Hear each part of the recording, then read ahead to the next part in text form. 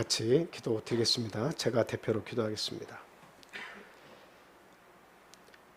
할렐루야. 거룩하신 우리 주 예수 그리스도 이름으로 기도합니다. 하나님 감사합니다.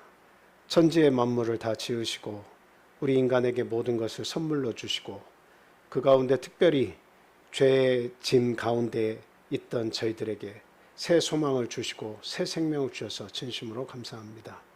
하나님이 안 계셨더라면 우리의 인생이라고 하는 것도 없을 것이고 기쁨과 영원한 세상도 없었을 것인데 저희를 이 땅에 태어나게 하시고 또 죄 가운데 있던 저희들을 불러서 하나님의 자녀 삼아주시고 영원한 하늘나라를 저희들에게 복으로 주시니 그 얼마나 감사한지 모릅니다. 하나님 살아가는 동안 하나님의 은혜를 잊지 않는 자 되게 하여 주시고 하나님의 은혜 가운데서 진심으로 감사하며 그 삶을 누릴 수 있는 자들이 다 되게 주님 도와주시옵소서. 지혜 없는 자들에게 하나님께 구해서 그 지혜를 통해 하나님의 날들을 기쁨으로 소화해낼 수 있도록 주님 또한 인도해 주시기를 간절히 소망합니다. 하나님 이 가운데도 육신의 고통과 여러 가지 마음의 근심 가운데 있는 우리 성도님들 있을 줄 압니다. 하나님 그 영혼들을 하나님 앞으로 인도해 주셔서 쉼을 얻게 주님 도와주시옵소서. 귀한 안식의 참 복을 누릴 수 있는 우리 참빛교회 성도들 다 되게 도와주시고 하나님의 도를 구하는 구도자들 위에도 하나님의 풍성한 은혜를 그들에게 끼쳐주셔서 그 마음으로 하나님을 믿어 의심치 않도록 하나님 은혜 베풀어 주시옵소서.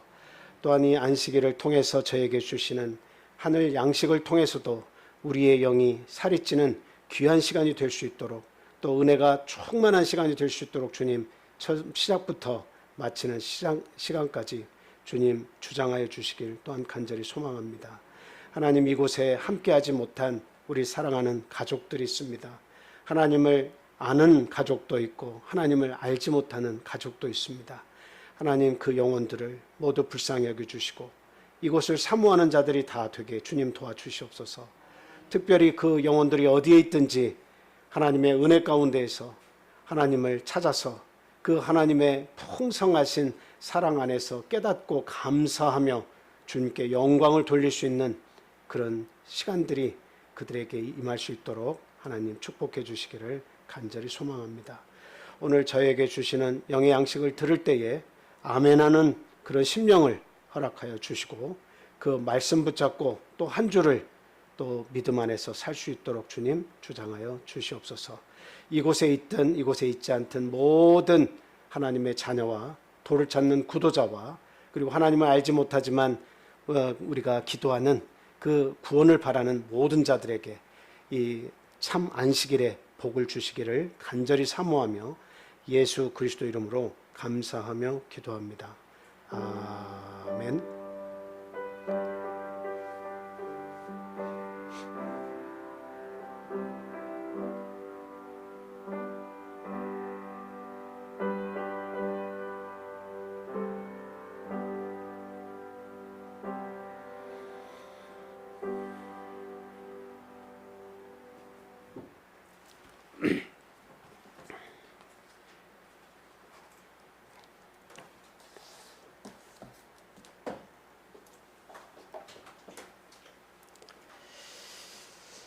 예수 그리스도 이름으로 하나님 말씀 전하겠습니다.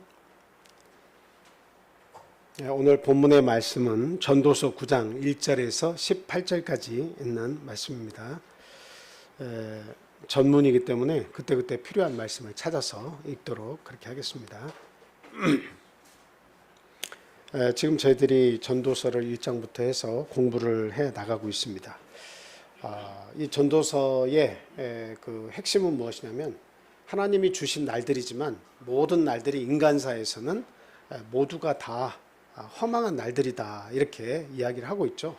그래서 허망한 날들이지만 그 허망한 가운데에 하나님을 붙잡으면 그 날들을 우리가 즐길 수 있고 또 감사할 수 있고 또 지혜롭게 또 하나님 앞에 이렇게 축복을 받을 수도 있다 이런 말씀을 하고 있습니다. 그래서 하나님 없는 모든 날들은 허망하지만 하나님 있는 모든 날들은 축복되다라고 하는 것을 생각하면서 우리 같이 은혜를 나누도록 그렇게 하겠습니다. 먼저 본문 1절 2절 말씀 우리 같이 한번 읽어보겠습니다. 전도서 9장 1절, 2절. 자, 시작. 이 모든 것을 내가 마음에 두고 이 모든 것을 살펴본즉 의인들이나 지혜자들이나 그들의 행위나 모두 다 하나님의 손안에 있으니 사랑을 받을는지 미움을 받을는지 사람이 알지 못하는 것은 모두 그들의 미래의 일들임이니라. 모든 사람에게 임하는 그 모든 것이 일반이라. 의인과 악인, 선한 자와 깨끗한 자와 깨끗하지 아니한 자, 제사를 드리는 자와 제사를 드리지 아니하는 자에게 일어나는 일들이 모두 일반이니 선인과 죄인, 맹세하는 자와 맹세하기를 무서워하는 자가 일반이로다. 아멘.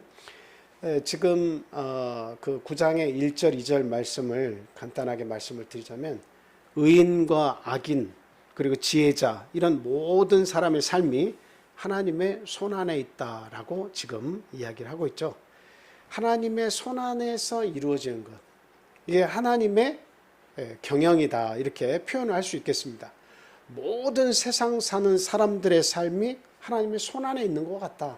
그러니까 하나님의 세계 경영이라는 거죠.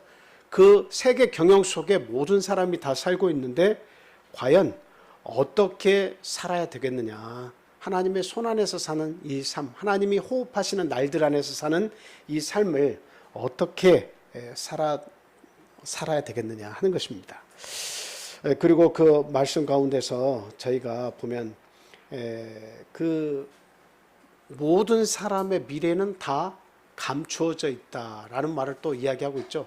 모두 미래에 일어날 일이기 때문에 하나님께 사랑을 받을지 또 미움을 받을지는 아무도 알지 못한다.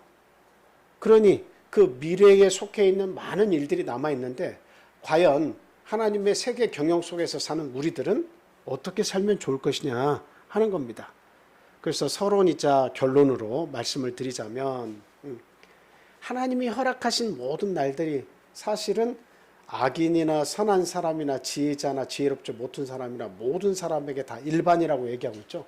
그 일반이라고 하는 것은 무엇을 얘기하는 겁니까? 그 모든 사람에게 결국은 죽음으로 모든 것이 다 끝난다 하는 이야기입니다.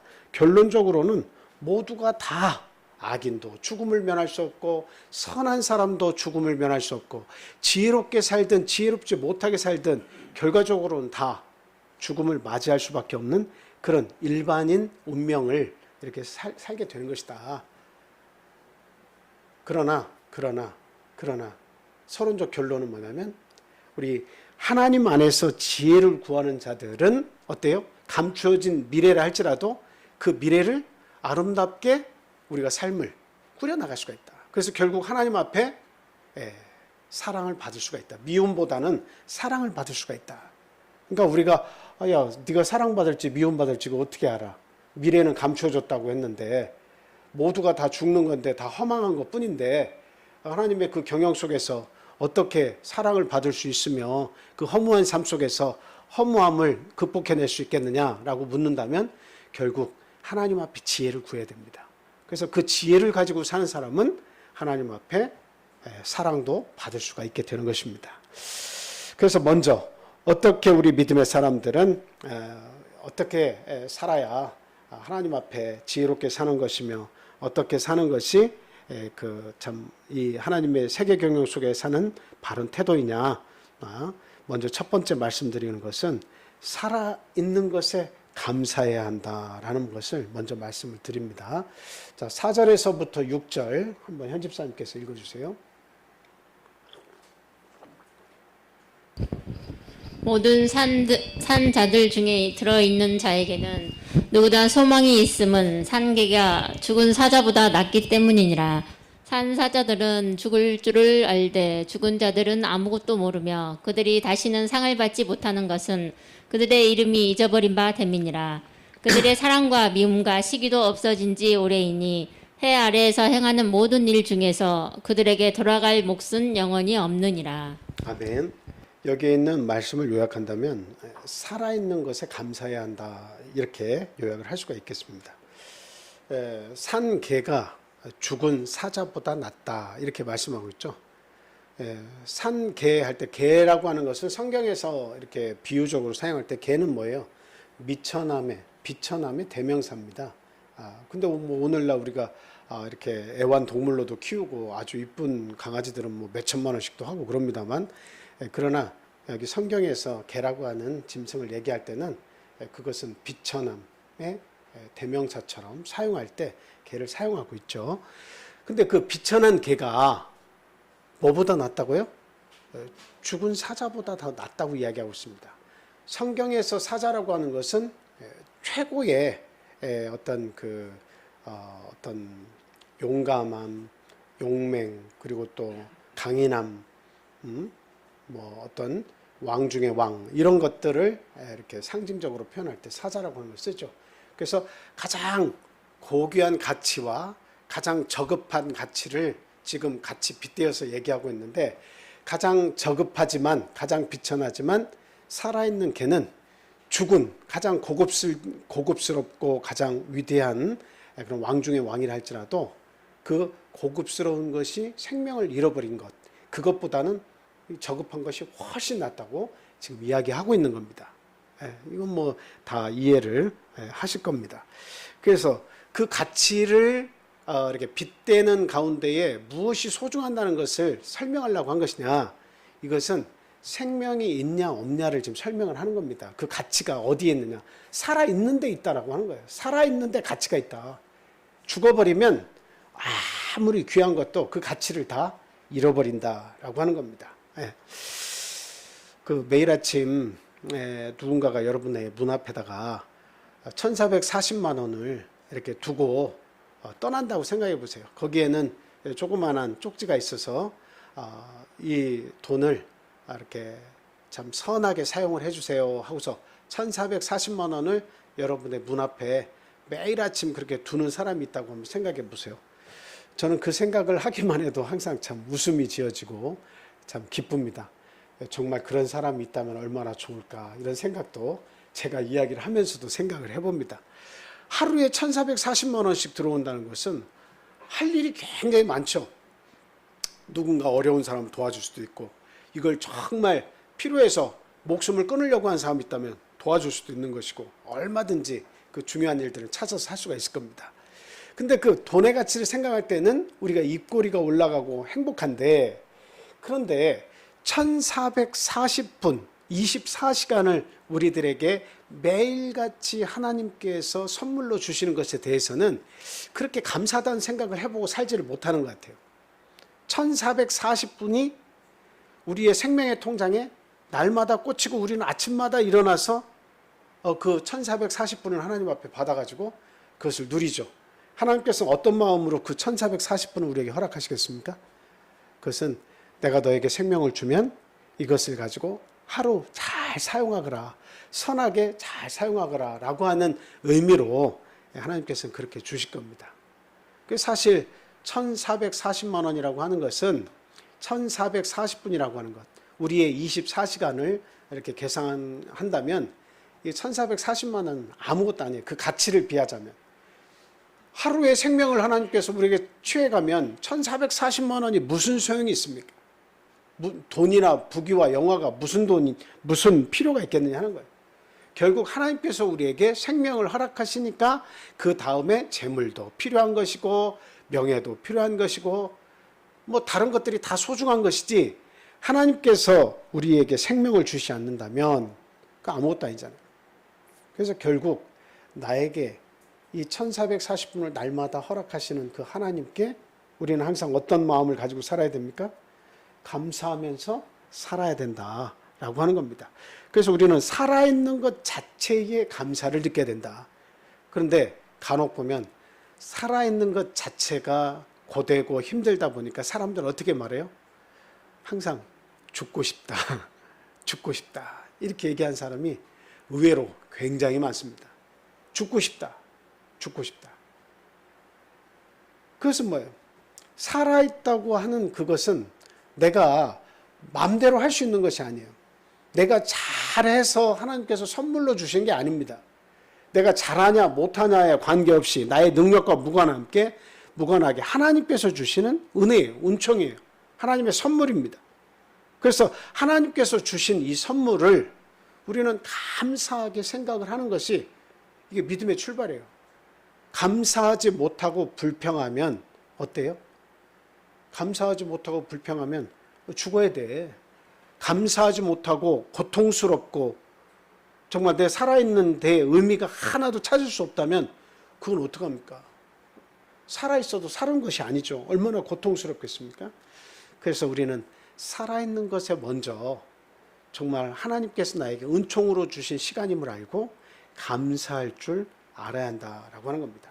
그렇다면 하나님 안에서 살아있다는 이 사실, 이것을 감사해야 되는데요.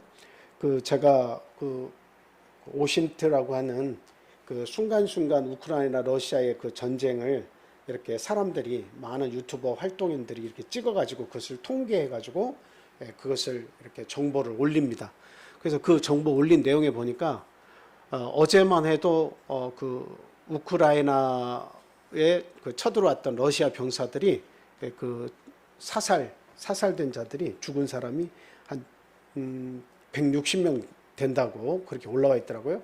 그리고 그 전날 이렇게 보니까 200명 그리고 많은 아주 막 그 미사일을 많이 쏘고 여기서 그 자주포나 이런 것들을 포를 많이 쏜 날은 300명까지.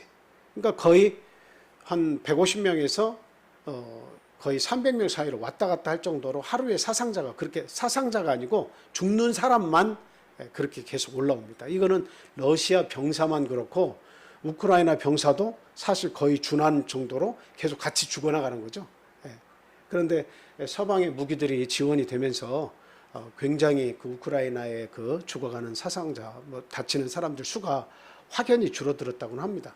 그런데 그나저나 이렇게 하루만 해도 수많은 사람들이 이게 죽어가는 거예요. 전쟁을 통해서도 그렇게 많은 사람이 죽지만 사건 사고를 통해서 몇 초 단위로 사람들이 계속 죽어나가고 여러 가지 참 재난, 그리고 또 이렇게 계획된 범죄, 그리고 생각하지 않았던 많은 사건 사고들을 통해 가지고 많은 사람들이 시시각각 계속 죽어나가고 있다, 이렇게 볼 수가 있습니다.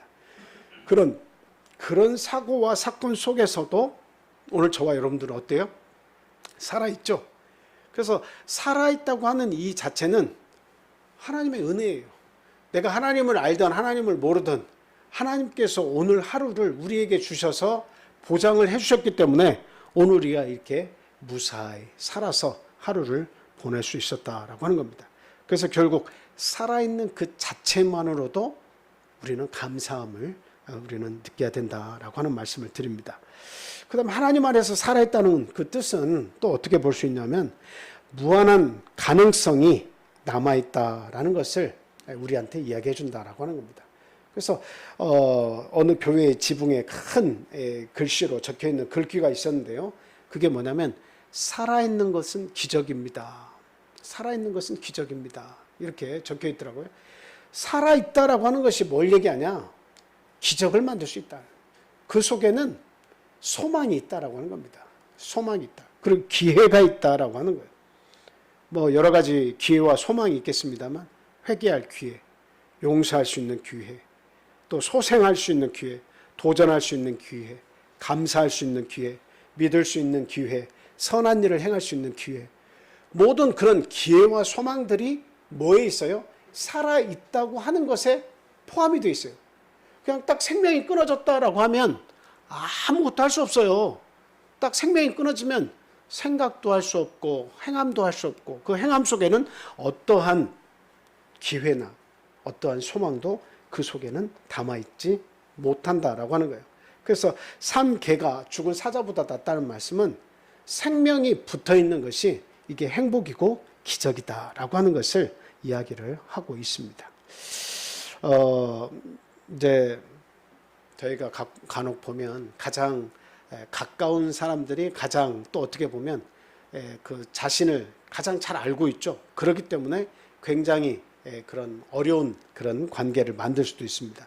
그래서 남편과 아내, 부부지간이죠. 그리고 또 부모와 자식지간, 그리고 내 소중한 이웃들 간에서 우리가 직장을 가지고 일을 할 때도 소중한 그런 직장의 이웃이나 모든 동료들 사이에서도 마찬가지입니다.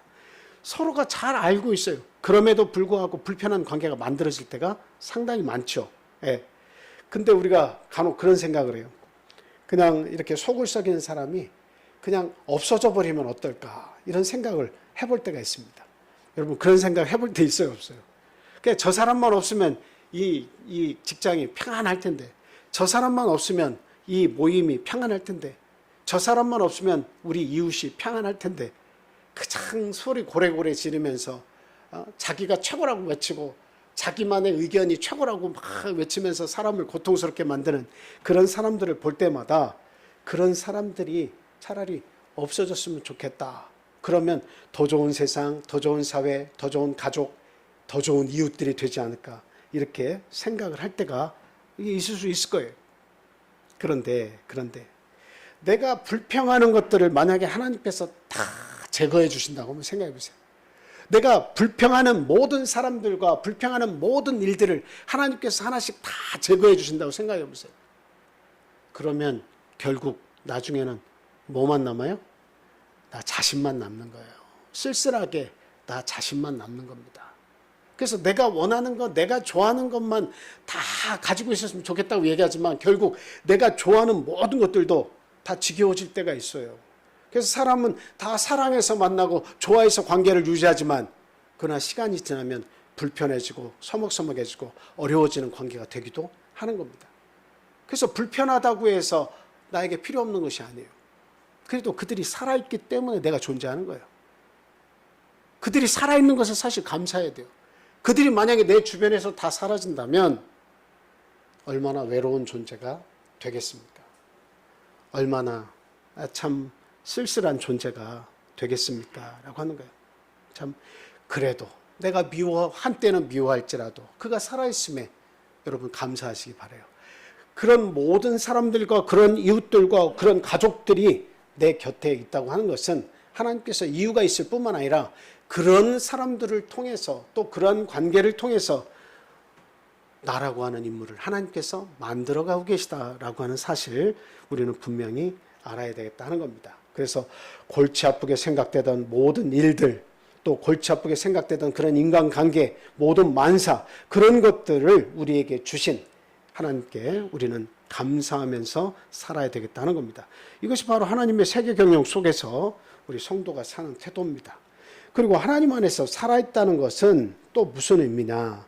하나님의 선물을 즐길 수 있다고 하는 것이다 라고 하는 것입니다. 하나님 안에서 살아있다고 하는 것이 하나님이 주신 선물을 즐길 수 있는 거예요. 그 전도서에서도 보면 태어나지 않았더라면, 태어나지 않은 것이 더 좋았을 것이다, 이런 표현들이 있습니다. 여러분, 혹시 그런 생각을 해볼 때가 있어요?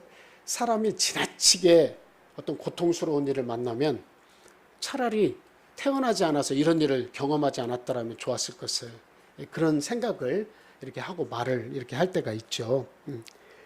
그런데 저는 그런 생각을 해봐요. 그런 마음은 충분히 10분 이해가 되는데, 이해가 되면서도 한편으로는 그게 아니다, 이렇게 생각을 해요. 왜 그러냐면 태어났기 때문에 하나님이 주신 놀라운 세상을 우리가 나중에 받게 되는 거예요. 그 세상은 태어나기를 역시 잘했어 나중에 말하게 될 세상이에요. 역시 하나님께서 나에게 생명을 주시길 너무 잘했어.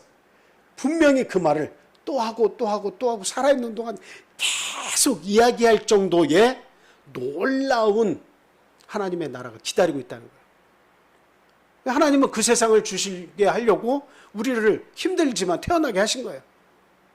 이 고난 가운데서도 하나님을 믿고 버티라고 하시는 이유가 뭐예요?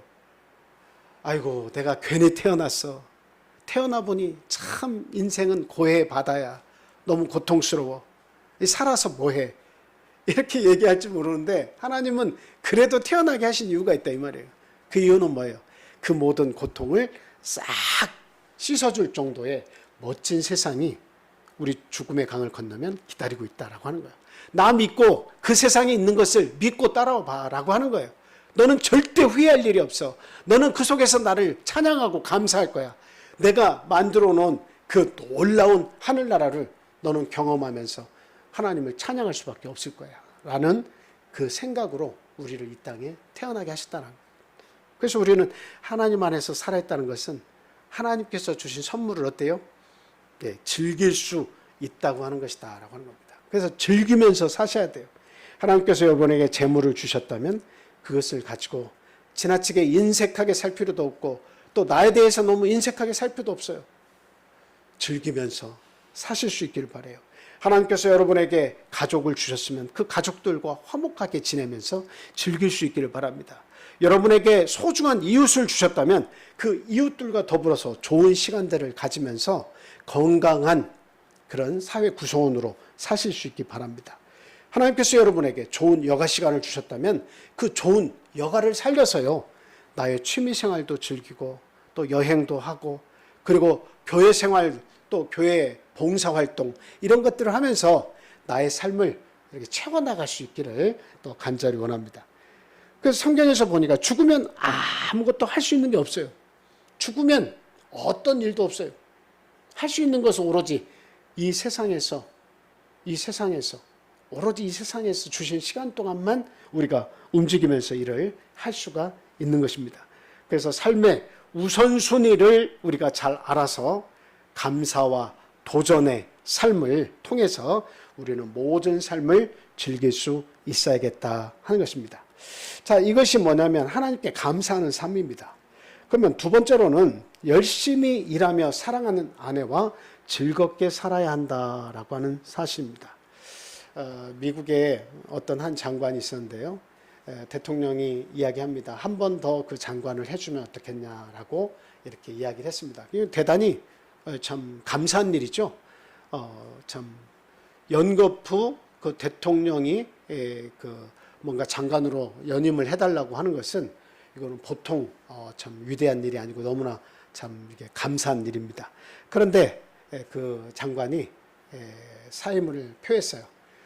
내가 연임하는 것은 이렇게 젊은 사람들이 또 열심히 좋은 사람들이 있는데 그 앞길을 막는 것 같기도 하고, 근데 무엇보다도 제가 이것을 거절할 수밖에 없는 이유는 한평생 동안 나를 위해서 꿋꿋이 버텨주면서 굳은 일을 마다하지 않고 나를 지원해준 그 아내를 위해서 이제는 내가 그 아내의 노고를 생각하며 내가 뒷바라지를 해줄 그런 시기라고 생각한다. 그래서 그 장관의 연임을 제 아내도 기뻐하고 좋아하지만 그러나 이제부터는 남은 생을 내 아내를 위해서 살아야겠다. 이렇게 대통령에게 얘기하면서 그 연임을 이렇게 거부했다고 하는 참 유명한 이야기가 있습니다.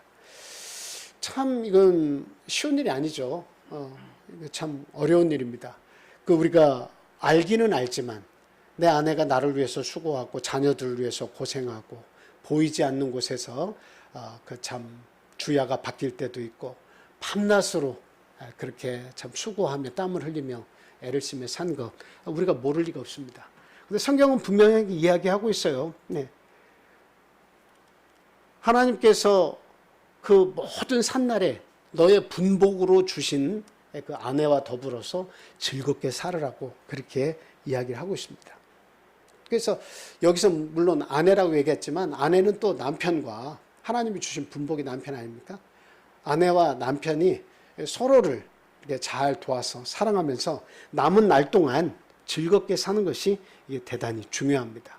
우리 7절부터 10절까지 있는 말씀 한번 읽어주시기 바랍니다. 본문. 너는 가서 기쁨으로 내 음식물을 먹고 즐거운 마음으로 내 포도주를 마실지어다. 이는 하나님이 내가 하는 일들을 벌써 기쁘게 받으셨느니라. 내 의복을 항상 희게 하며 내 머리에 향 기름을 그치지 아니하도록 할지니라.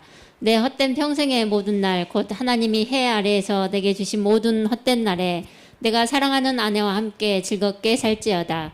그것이 내가 평생의 해 아래에서 수고하고 얻은 내 몫이니라. 내 손이 이를 얻는 대로 힘을 다하여 할지어다.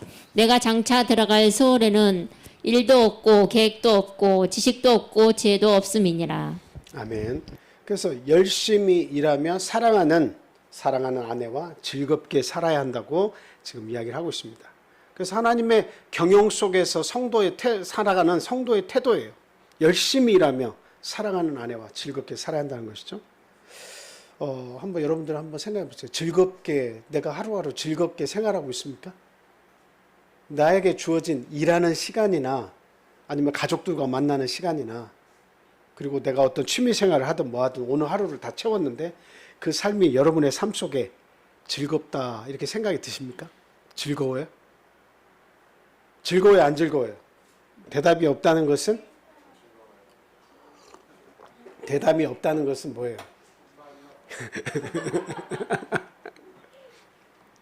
혹시 이것도 저것도 아닌 거 아니에요? 즐겁지도 않고 안 즐거운 것도 아니고 그거는 좋은 거 아닙니다. 네, 즐거우셔야 돼요.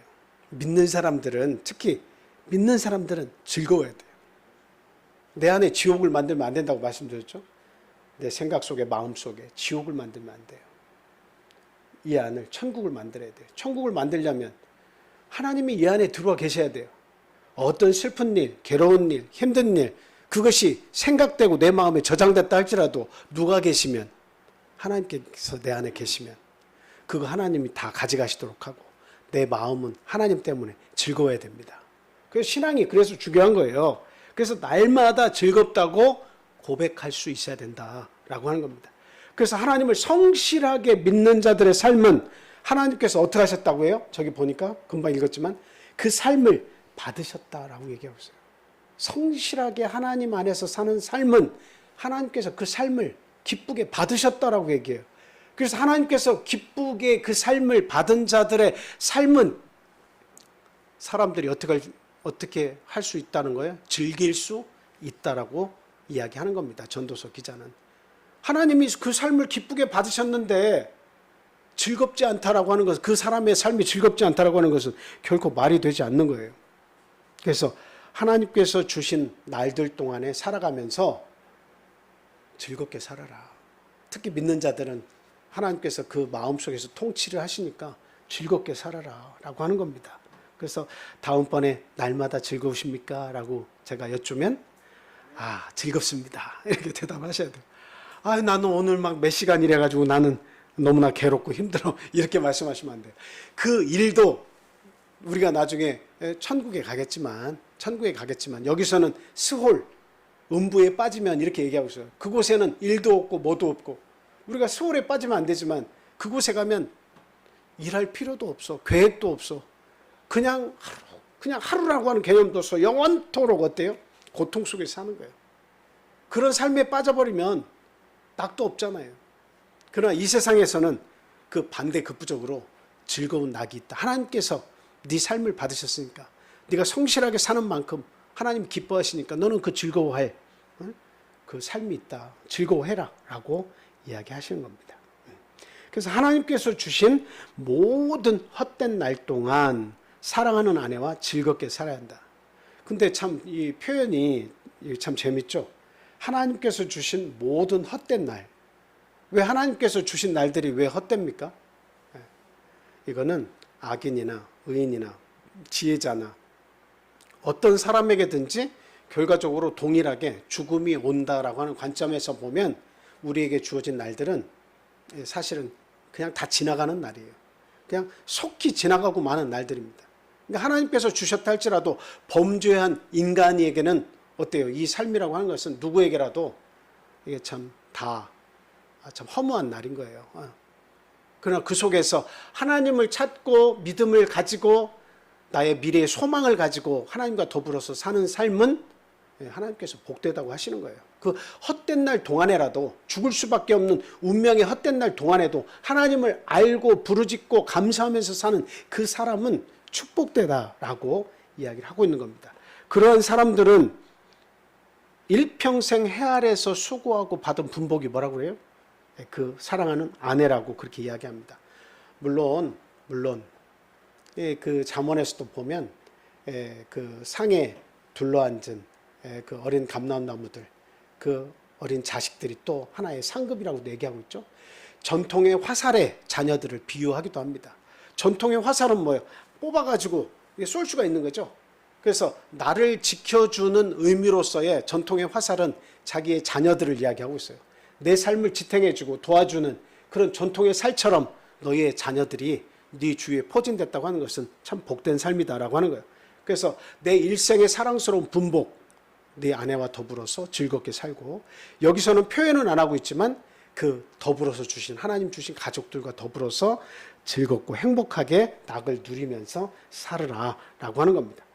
그런데 간혹 저희들이 생각을 이렇게 해보면, 우리가 믿음으로 이렇게 자꾸 생각하려고 하잖아요. 그건 참 좋은 건데, 근데 믿음으로 생각하려고 하다 보니까 이 세상에서 희생을 강요하는 경우가 굉장히 많아요. 특히 저도 마찬가지인데요. 저희 자녀들에게 희생을 굉장히 강요하면서 지금까지 살아온 것 같아요. 너희들은 목회자 자녀들이니까 어떤 경우를 불문하고 이렇게 살아야 한다, 이렇게 살아라, 뭐 하면 안 된다, 이런 이야기를 누차 강조하면서 살았기 때문에 우리 자녀들이 굉장히 참 버거워하면서 살았습니다. 참 힘들게 살았죠. 그런데 분명히 알아야 되는 것은 무엇이냐면, 천국에 가서 누리면 된다 이렇게 생각을 해요. 그것도 맞는 답이에요. 그러니까 이 땅에서는 이렇게 좀 우리가 덜 누리고 살자, 이런 그 생각을 하게 되는 거죠.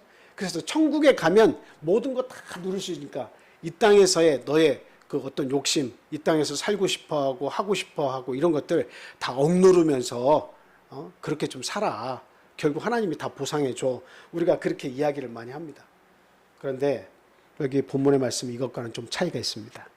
천국 가서 누리려고만 하지 말고 현재 함께 사는 부부간의 낙을 누리라라고 하는 거예요.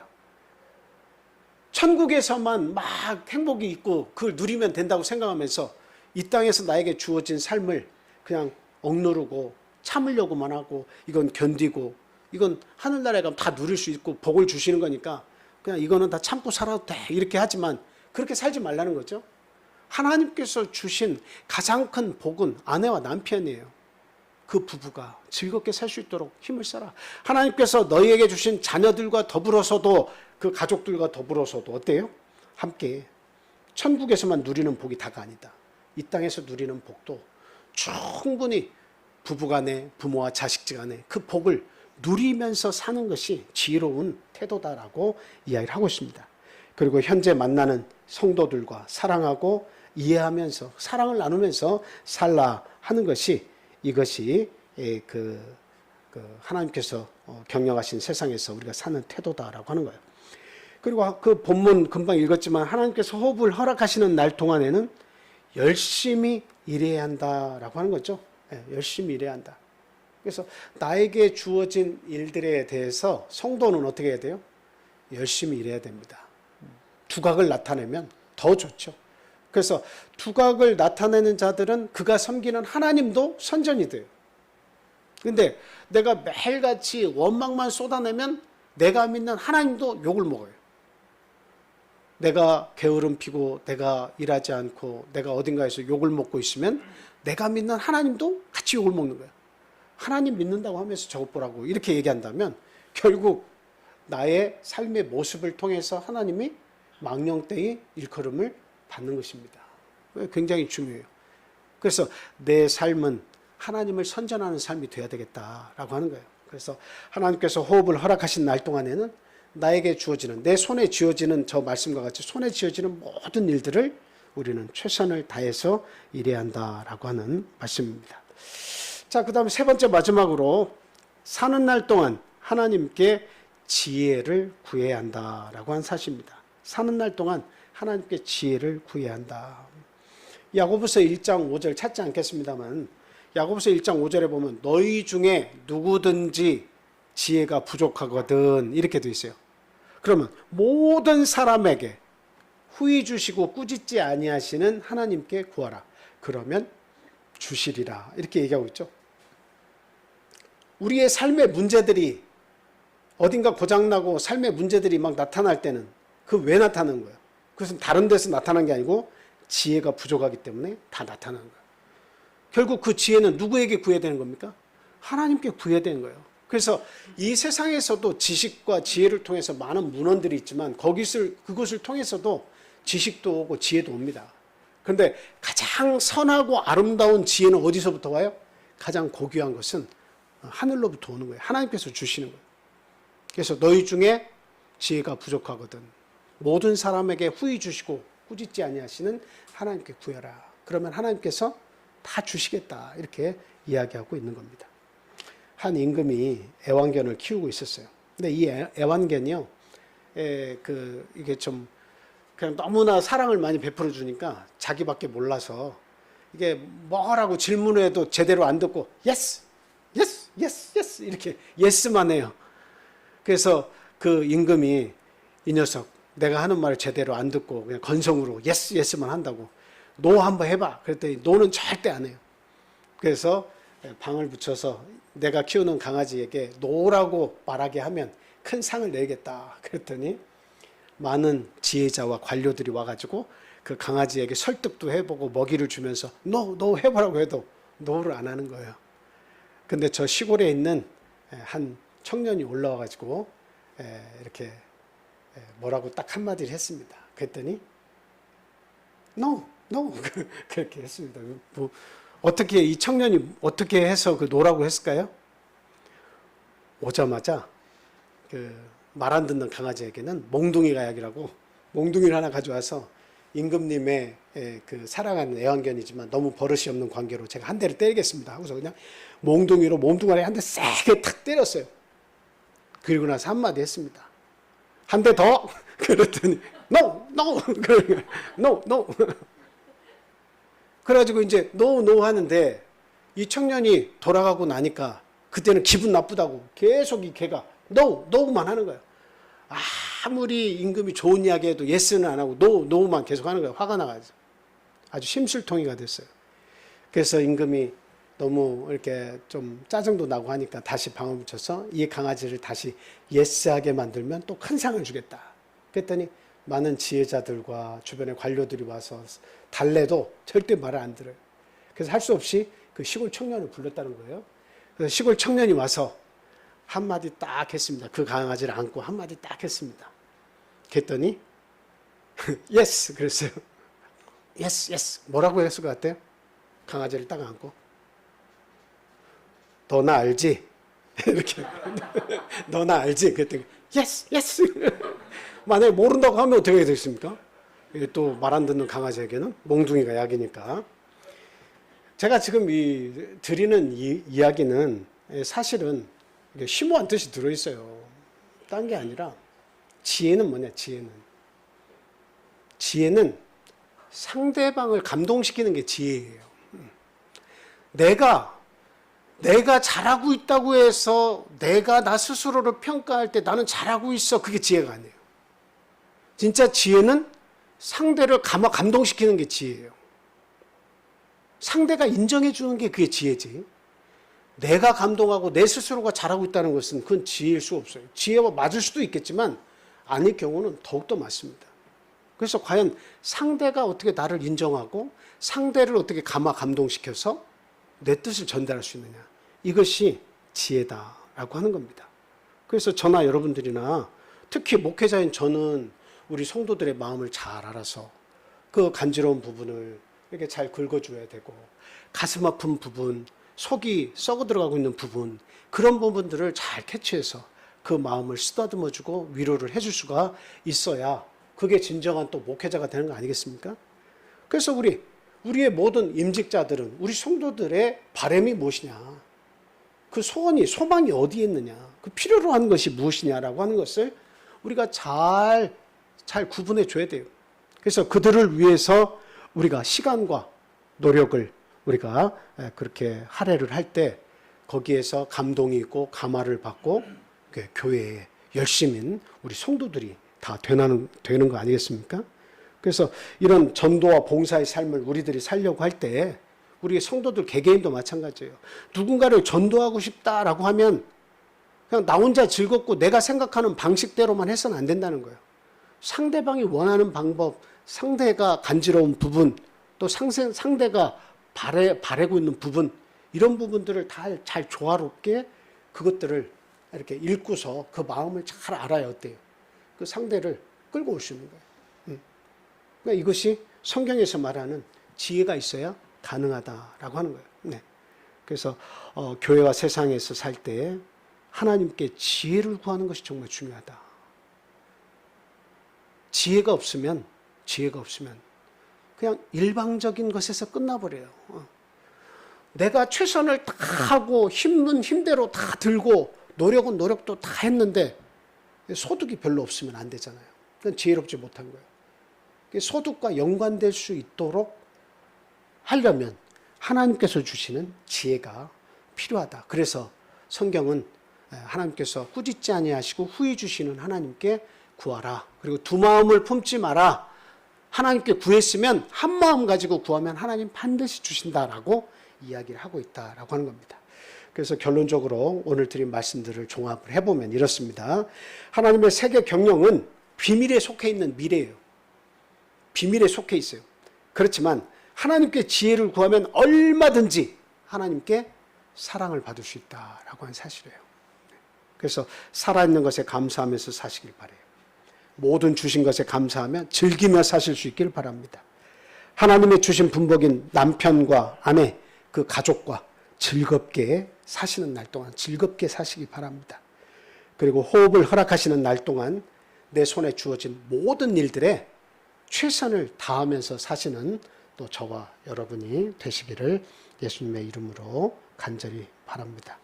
오늘 여기까지 말씀드리고 함께 기도하는 시간 갖도록 하겠습니다. 결국은 하나님 안에서는 지혜 있는 자가 되셔야 한다라는 말씀을 분명히 드렸습니다. 그리고 참 원망보다는 감사하면서 사는 저희들이 되게 해달라고 믿음 구하시기 바랍니다. 그리고 우리의 모든 가족 구성원들이 한 명도 낙오자가 없이 참 이 세상 떠나가는 날 하나님께서 그 생명을 다 구원해 주시라고 그렇게 기도하시기를 바랍니다. 한 명의 낙오자도 없이 모두 구해 주십시오. 그 영혼 사랑해 주십시오. 기도하시기 바라요. 그리고 또 우리 참 가정과 우리 성도들 가정에서 연약한 자들이 있죠. 믿음이 부족한 자, 믿음이 없는 자, 또 믿음은 있지만 참 그 행함이 약해서 참 이렇게 고생하는 자들도 많이 있습니다. 그리고 또 육신에 또 정신적으로 여러 가지 질병과 또 정신적인 아픔을 또 가지고 있는 분들도 있습니다. 또 위에서 함께 하나님의 은혜를 구하시고 연로하신 우리 집사님들과 육신의 부모님 위에서도 기도해 주시고요. 그리고 어린 자녀를 둔 가정들 특별히 함께 기도해 주시기 바랍니다. 그리고 떠나 있는 가족들 평안을 위해서 또 기도해 주시기 바랍니다. 이 귀한 안식일 모두가 다 함께 지킬 수 있고 기억할 수 있도록 도와주시라고 또 기도해 주시기 바랍니다.